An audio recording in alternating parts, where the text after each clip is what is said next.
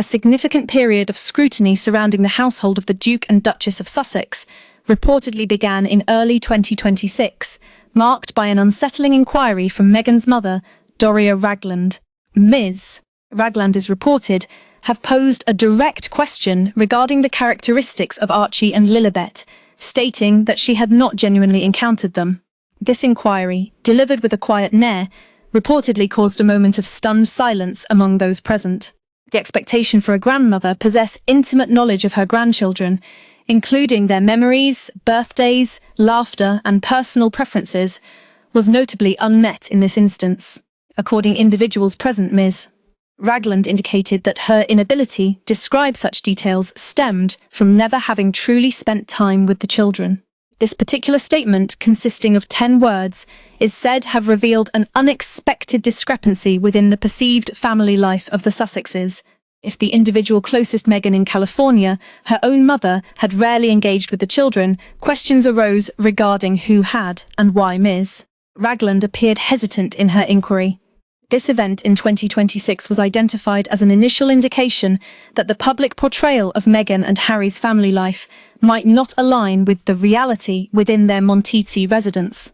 A perceived inconsistency within the household reportedly became more apparent, and following this initial observation, further accounts emerged from an individual who had spent an extended period working within the premises. A former maid, whose identity remains concealed, provided an account of her experiences, stating her motivation was not for personal attention, but alleviate the burden of maintaining silence. She had been employed within the Duke and Duchess's home for several months, working consistently for 12 hours daily, 5 days a week. Her responsibilities included cleaning all rooms and navigating the various hallways, observing the daily routines of the household firsthand. Despite her extensive presence, the maid reported that the residents consistently felt devoid of life. She indicated that the home did not convey the impression of a place where children regularly expressed joy through laughter, nor did it appear to be a setting for authentic family living. Instead, she described it as resembling a film set, meticulously arranged for specific scenes and then preserved in that state once filming concluded. Every room was reportedly arranged with excessive precision. Nothing appeared out of place, used, or indicative of the natural disarray characteristic of genuine family environments. The maid's testimony was characterized by a steady, almost weary knee, devoid of anger or excitement, suggesting a genuine reluctance to accept her observations. She emphasized that the most disquieting aspect was not what she witnessed, but rather what was conspicuously absent. A household with children typically generates noise, and even quiet children leave discernible traces. These might include small shoes positioned near an entrance, crayons found beneath furniture, or wires located in unexpected areas. A child's presence often manifests through laughter, occasional crying, faint footsteps, or general messiness. However, within the Sussex mansion, the maid reported an absence of all such indicators. She stated that she never encountered wires, never observed small garments air-drying, never heard laughter, and never detected crying. Not even a single small sock was found inadvertently left under a chair. The environment, she recounted, was consistently silent. She described pausing in rooms, anticipating any sound that would confirm the presence of children, but was met only with a profound, unsettling stillness that caused her discomfort. On one occasion, she discreetly inquired of another staff member, "Do you ever see the children?" The colleague reportedly responded by shaking her head and quietly stating, "Never." This observation was not made after a brief period, but after months of working from morning until evening within the residence.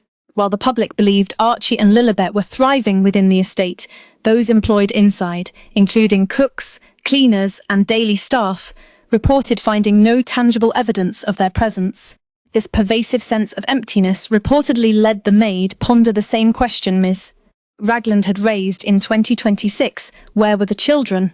The connection Ms. Ragland's inquiry in 2026 reportedly carries additional weight, as sources familiar with the situation indicate that her quiet question was not merely a fleeting moment of confusion. These sources suggest that in 2026, Ms. Ragland had been intentionally kept at a considerable distance from the daily routines of the children for an extended period. Despite residing in relatively close proximity, Meghan within the Los Angeles area, and being the sole grandparent physically present in the same country, Ragland reportedly experienced severely restricted access. Archie and Lilibet, individuals close Ms. Ragland describe her in 2026 as a deeply affectionate yet quietly distressed individual. With a professional background as a yoga instructor and social worker, her life's work has centered on care, human connection, and active engagement. She is said finds the geographical and emotional separation from her grandchildren genuinely distressing. Those who know her characterize her as a grandmother who consistently sends gifts, asks questions, and makes phone calls, but who is rarely granted the spontaneous and natural access typically afforded grandparents. This typical access would allow one know a child's favorite Karen of the week, or which food they might have refused at dinner the previous evening. In 2026, as the palace initiated a discreet but thorough review of Archie and Lilibet's royal documentation, including matters of birthright, Ms. Ragland's position reportedly gained quiet significance. Her questions, arising from the individual closest Meghan, reportedly amplified the growing atmosphere of unresolved queries surrounding the Sussex household. As the maid reflected further on her experiences, the situation within the residence reportedly appeared increasingly unusual. In a typical family environment, a mother navigates the home with a natural sense of purpose, checking on her children, engaging in conversation with them, tidying their belongings, and addressing their needs. However, the maid observed that Meghan's appearances within the home never conveyed this natural engagement. Initially, Meghan would visit the residence 3 or 4 times weekly, but even then, her stays were consistently brief. She would reportedly enter through the front door with a demeanor akin stepping on a stage, frequently speaking rapidly and always appearing occupied. The maid noted that Meghan was never unaccompanied. She was consistently trailed by others, including Marcus Anderson, a blonde assistant, and occasionally a full camera crew equipped with lighting and other apparatus. The maid's perception was that, for Meghan, the residence did not function as a family home, nor did it foster a warm, intimate relationship. She reportedly communicated with individuals only when cameras were present, and she appeared to observe her own reflection more frequently than she surveyed the rooms around her, moving through the house as if performing a meticulously prepared role. These observations contributed the maid's conclusion that the home did not belong a family, but rather a carefully cultivated public image. By 2026, this carefully constructed image reportedly began to show signs of strain. A pivotal incident, which the maid stated she would never forget, occurred late one evening. While wiping down kitchen surfaces, she reportedly heard shouts echoing from down the hallway. The voices were loud, sharp, and sufficiently angry to compel her cease her task entirely. She moved closer, not out of curiosity, but because the volume of the voices made them impossible disregard. She first recognized Meghan's voice, but it was the sound of Harry's voice that reportedly caused her freeze. His neigh was not angry or assertive. Instead, it was described as desperate and pleading. Upon reaching the doorway, the maid witnessed a scene that reportedly caused her profound distress. Harry was observed holding Meghan's arms, imploring her desist as she attempted to strike him. He was reportedly not retaliating or raising his voice, appearing instead be defeated. His face was described as flushed, not with rage, but with evident humiliation and exhaustion. Marcus Anderson was reportedly standing nearby, intervening separate Meghan as Harry stumbled in a chair. A profound silence descended upon the house thereafter, a cold and heavy stillness that felt distinct from other periods of quietness. The maid discreetly entered the space and offered Harry a glass of water. He reportedly whispered, "Thank you." In that particular moment, she stated that she gained a comprehensive understanding of his situation, the immense burden he carried, the underlying pressure evident in his eyes, and the deep sorrow of an individual who had once commanded global attention but now appeared utterly disoriented within his own home. Following that night, a palpable shift occurred. Smiles became less frequent, the warmth dissipated, and the atmosphere grew heavy with tension. The illusion of a harmonious home reportedly diminished progressively with each passing day. A specific aspect of the maid's testimony that reportedly drew significant attention concerned her assertion that throughout her employment within the residence, She never once observed Meghan appearing genuinely pregnant. She recounted instances during the period when Meghan was reportedly expecting, describing her moving through hallways, passing counters and adjusting her attire, yet she detected no visible signs of pregnancy. When she discreetly conveyed her concerns to other staff members, they reportedly confirmed similar observations, stating they had noticed nothing indicative of pregnancy. Meanwhile, beyond the estate's gates, magazines featured radiant photographs, elegant garments, perfect smiles, and hands cradling a visibly rounded abdomen. However, within the confines of the home, the maid indicated that the public image did not correspond with the reality experienced by the staff on a daily basis. Several months after concluding her employment, the maid was reportedly watching a Netflix documentary about Meghan and Harry in her apartment one evening. She observed the program intently, perhaps anticipating the recognition of rooms she had meticulously cleaned or hallways she had traversed countless times. However, as the documentary unfolded, a profound discrepancy emerged. The residence depicted on screen did not correspond to the house where she had worked. The camera angles were incorrect, the rooms possessed different architectural configurations, and even the garden, which she had passed daily, appeared unfamiliar. The documentary featured Meghan smiling in soft golden sunlight, cradling a baby bump that the maid unequivocally stated she had never witnessed in reality.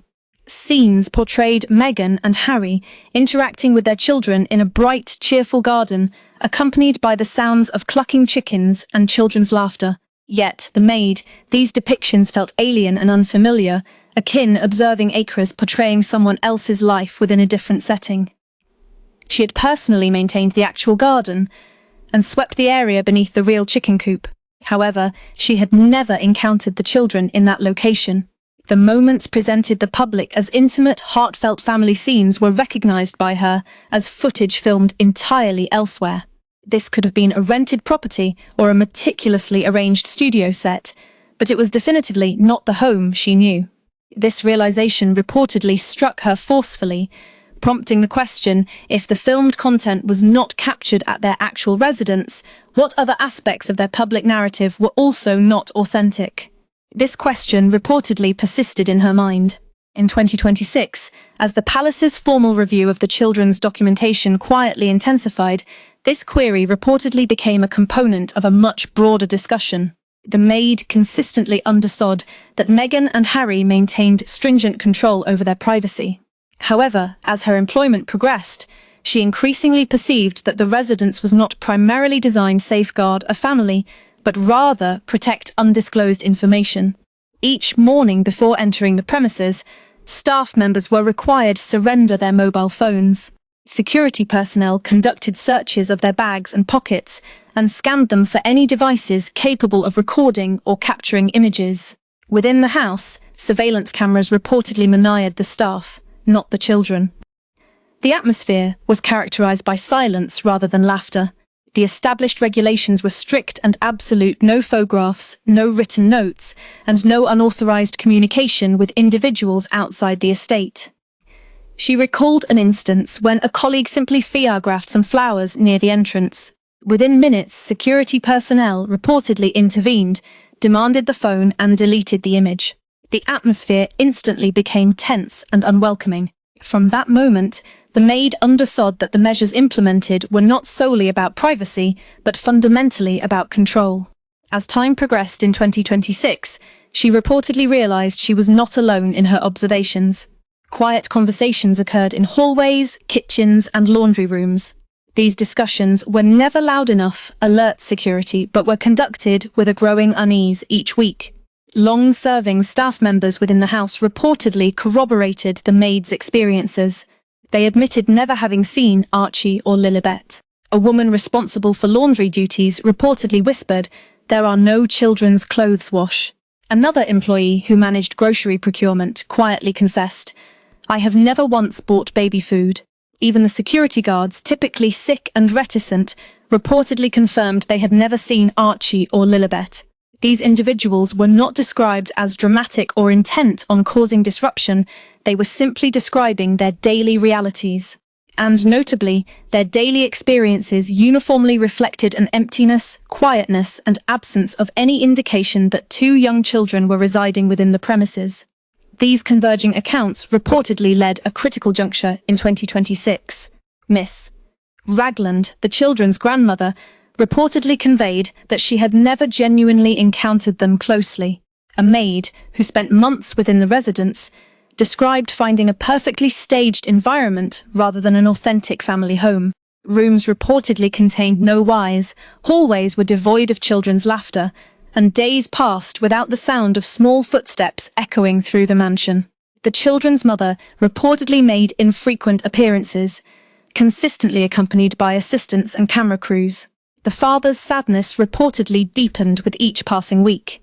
The Netflix documentary featured a residence and scenes that the maid did not recognize as the actual household. Security protocols were reportedly established not to protect children, but safeguard secrets. Incrementally, in 2026, these individual accounts reportedly coalesced in a coherent narrative. This narrative is not presented as a mere accusation or tabloid speculation, but rather as a quiet, deeply unsettling portrayal constructed by the very individuals who experienced life within the household. At the core of this emerging picture lies a fundamental question, first subtly voiced by Ms. Ragland, then echoed by every staff member who worked behind those gates, and one the maid reportedly continues ponder. If the individuals closest Meghan and Harry, including Meghan's own mother, never genuinely interacted with Archie and Lilibet, then the precise whereabouts of the children remain a central query. The public has been presented with carefully curated photographs, polished interviews, and meticulously illuminated moments enveloped in soft music and warm visuals. However, those who lived and worked inside the mansion reportedly witnessed a starkly different reality. They observed emptiness, silence, and a narrative so meticulously constructed that the truth reportedly struggled to emerge. In 2026, as the palace conducts its discreet formal review of the children's birth records and royal documentation, that pervasive silence is reportedly no longer merely uncomfortable, it is becoming increasingly difficult to disregard. Ultimately, every carefully built illusion is destined to dissipate, and when it does, the underlying truth invariably awaits discovery.